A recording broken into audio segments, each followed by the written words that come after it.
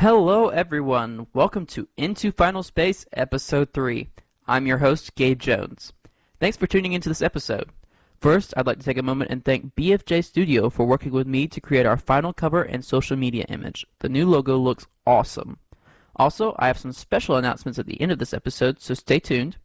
Also stay tuned if you're interested in winning an Olan Rogers signed Final Space poster.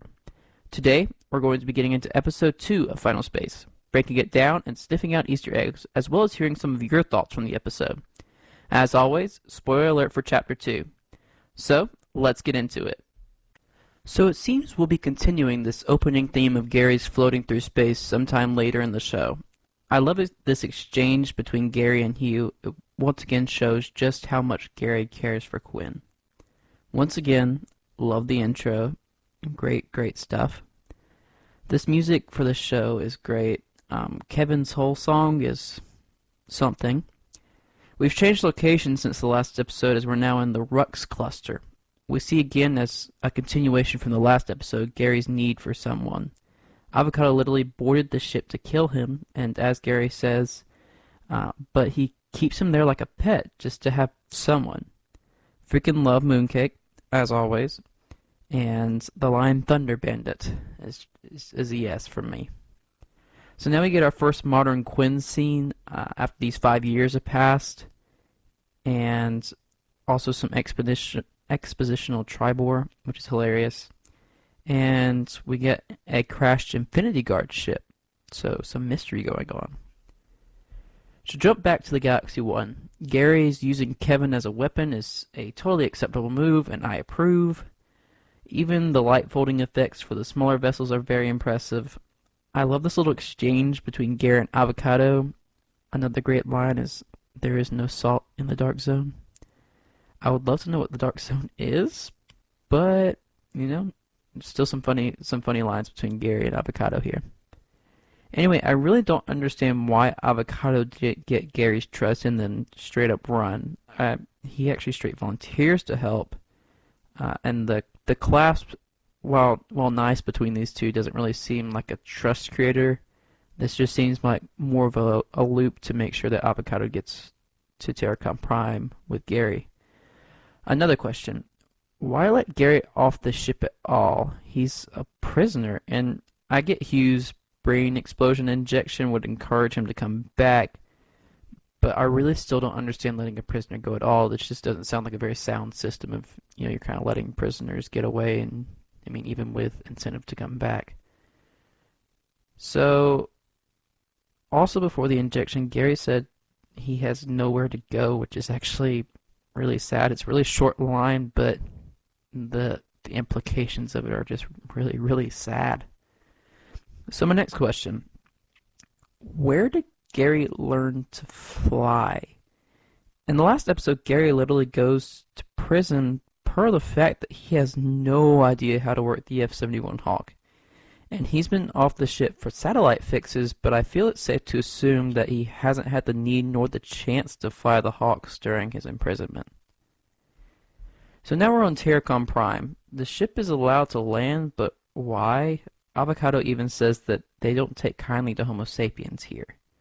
The only explanation I can think of, and skip ahead if you haven't watched later in the season, is that the Lord Commander's relationship with the Infinity Guard is steady at this point, and letting an Infinity Guard ship in is fine. So come on back if you were waiting for the spoiler skip. New ship, new mysterious character, cool landing effect. This character introduction was freaking cool. The whole, Kevin and Mooncake in the hangar bay, and then this sudden explosion of light. I love this new character. For those that don't know, going back to Terracom Prime, Conan O'Brien does voice Clarence and does an awesome job. It's very funny. So we can tell that Garycato and Clarence's relationship goes pretty far back. Garycato saving his life at least once, and Clarence doing at least one other favor for him. It shows Garycato's got some long history. What kind of history? I guess we'll see later in the show. The skin suit that Gary has to wear is gross, hilarious, and it's just an Olan Rogers kind of thing. So we can assume that Turk hasn't been there that long, but how does everyone know about Mooncake in the Galaxy 1 already? I know Clarence says it's all anyone's talking about, but at the same time, does news really spread that fast? So now we get some time with Quinn and Tribor with the crashed Imperium T3 cruiser. If you'll remember from the last episode, we talked about the possibility of Quinn discovering the rift in space. That was 5 years ago at this point. In this case, there's a possibility this rift has been slowly growing for the past 5 years. Now the effects are starting to show. Quinn knows something is wrong and that the ship didn't crash of human error because she already knows something has been wrong for these past 5 years. So now we're back on the Galaxy 1 and this strange new intruder, and I really like the touch of the gravity boots from the pilot. So then we're going to jump back to Terracon Prime with Gary. I love the interchange of these different storylines going on between the Galaxy 1, Terracon Prime, and then Quinn on Earth. I could get ombre hair is another great line from this conversation. Avocado has a son? What? So this confirmed for me that the little cat man in the intro is Avocado's son, and the same little cat man from the trailers.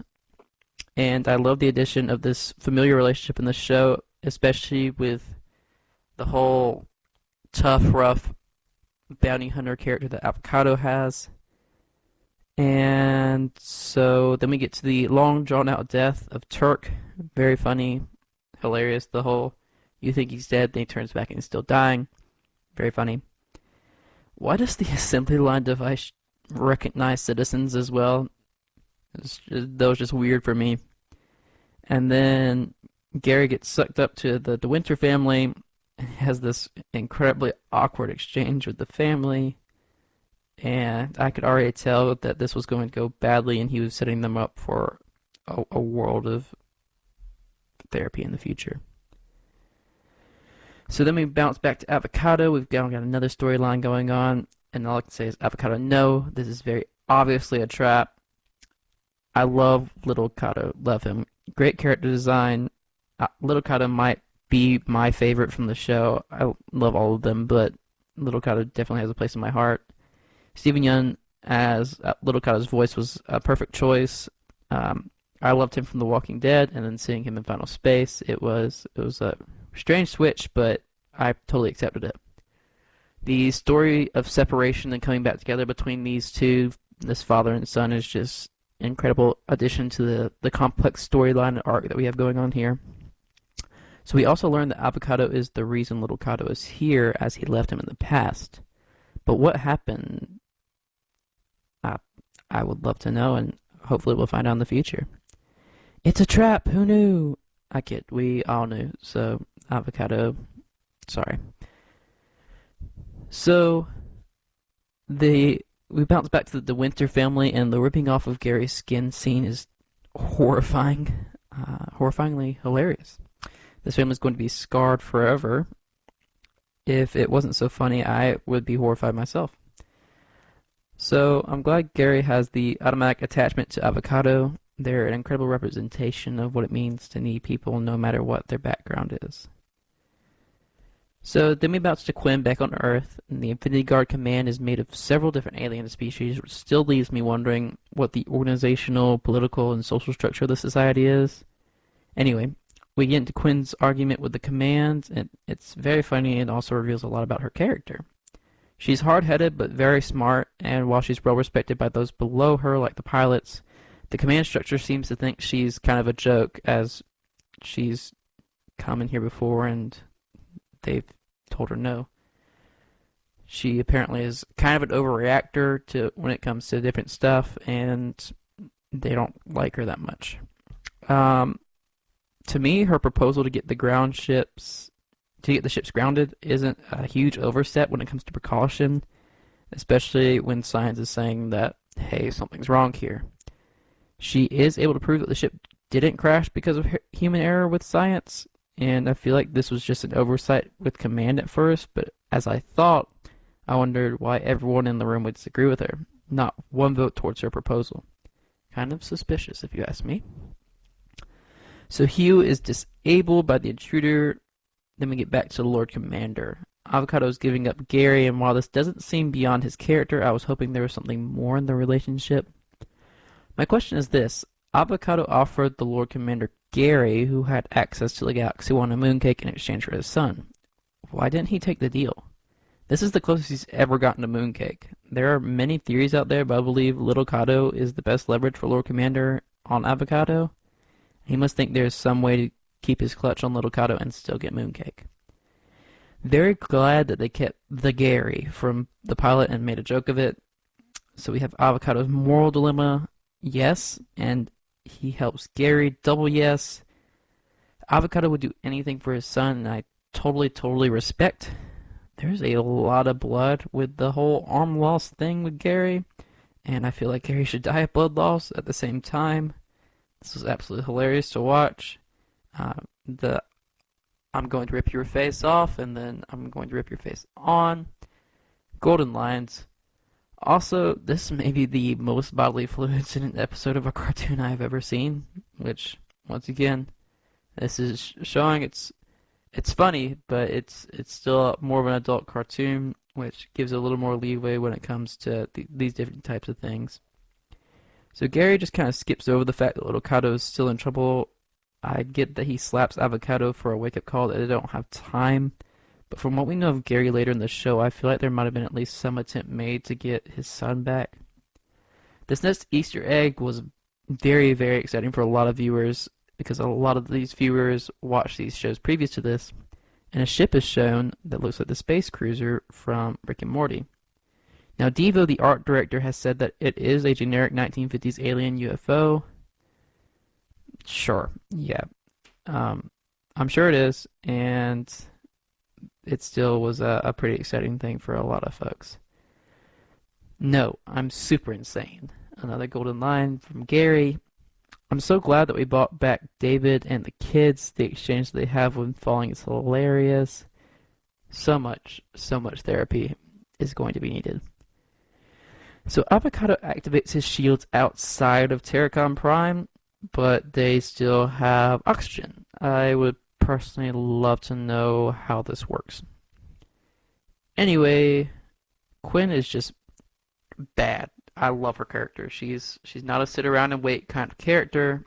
She has an incredible drive, and Tribor as kind of this sidekick is this clueless, hilarious sidekick is really fun to watch. Hold up, rewind. The intruder is Quinn? What the heck? No, but not Quinn. She's not Quinn. She's Nightfall.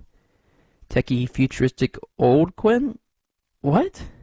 And what does she mean to don't let Gary die because of you? How would Mooncake kill Gary? Nightfall leaves way too many questions and not enough answers. So, quick criticism. For the rest of the season, we kind of see the Galaxy 1 lightfold whenever and wherever, but in the first episode, the lightfold engines have to cool before they're used again. It's kind of an inconsistency that doesn't sit right for me, and once again, I know this is a small nitpick, but once again, this is what the show is about. We like to analyze what's going on and what works and what doesn't. So, have I mentioned I love Hugh's character? Yeah, he's hilarious. Love him. Also love Mooncake. Also love the Sames. Also, why does Kevin try to tell Gary about Nightfall, but Hugh, who we know is more responsible, doesn't? So Little Cato's been separated from Avocado for 3 years. So we're starting to put together this little timeline. 5 years ago, Gary meets Quinn, then is arrested, and we can assume that something begins happening in space around this time. 2 years later, Avocado and Little Cato are separated due to something Avocado did. 3 years later, the events of the present are unfolding. Avocado lacks trust, and Gary trusts too much. They're an incredible duo who represented a beautiful friendship. Gary gets a robot arm. Very cool, very cool. Yes, Garycato's friendship is like my favorite thing. More peril for Little Cato. Friendship mode engaged. A future Quinn with a dark secret about Mooncake. What is next for our gang? I guess we'll see on the next episode, but first, let's hear from... So it seems we'll be continuing...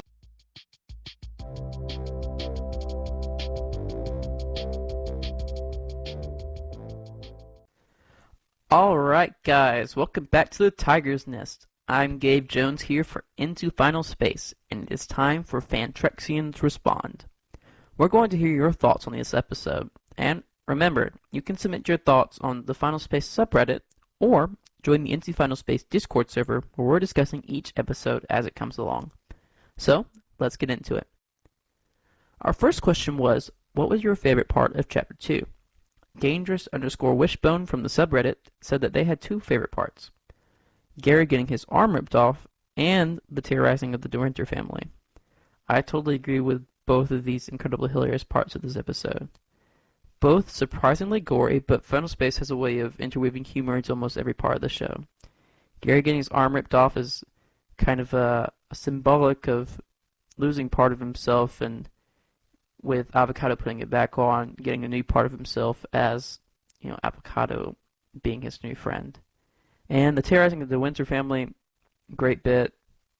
Like I said earlier several times, therapy. Lots and lots of therapy. My next question is what people thought of Avocado's character. One Memo P said that Avocado is their favorite character, along with many others in the fandom, and that he believes the bounty hunter with trust issues becoming Gary's friend is a very interesting arc. I absolutely agree with you. Of course, many believe Avocado to be kind of overglorified in the fandom. At the same time, he's many people's favorites. And like I said earlier, the dynamic between these two is just incredible. They're both very obviously broken in different ways, but the way that they support each other and in the end completely trusting each other is just incredible. These two represent a very dynamic friendship that is something you don't see often in cartoon television. Finally, I asked for some thoughts on Lord Commander being the show's antagonist. On Discord, Adam said that he thinks the Lord Commander is the perfect villain for this show.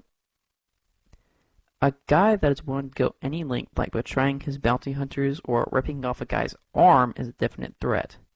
This is very true. I think many kind of underestimate the length that the Lord Commander would go to in order to get what he wanted. He's comedic at times, but he's not funny enough to write off as just a funny villain. Many were not fans of Lord Commander at first, but I think he's kind of perfect for this show. That sure, it's funny, but at the same time, the threats that are all around them are ever present, and Lord Commander is definitely a big representation of another arc that we'll keep up with this show. Anyway, that's all for this Fan Trek Scenes Respond. Remember to talk with us on Discord and Reddit. Thanks for tuning in, guys. Anyway, the moment you've been waiting for, the big news. I can officially say that we have some special guest interviews in the works for the show. I am so excited for you guys to hear from them as they answer some of my questions and hopefully some of yours. Also, if you're interested in winning that Olan Rogers signed poster, here's what you need to do. Go to the following web address, bit.ly/2 capital C lowercase a capital A uppercase O 3 uppercase C. That is, one more time, bit.ly/2 capital C lowercase a capital O 3 C. And enter your email address and name to be entered in the contest. US only due to shipping. I'm sorry, my international listeners. Enter by April 1st, 2019 to be considered. Remember to follow me on Instagram and Twitter at Into Final Space, keep up with us on the subreddit, and join the official Into Final Space Discord, where I'll be discussing episodes with you as well as updating you on what's happening with the show when it comes to the new episodes and different guests. Thanks, guys, and I'll see you next time on Into Final Space.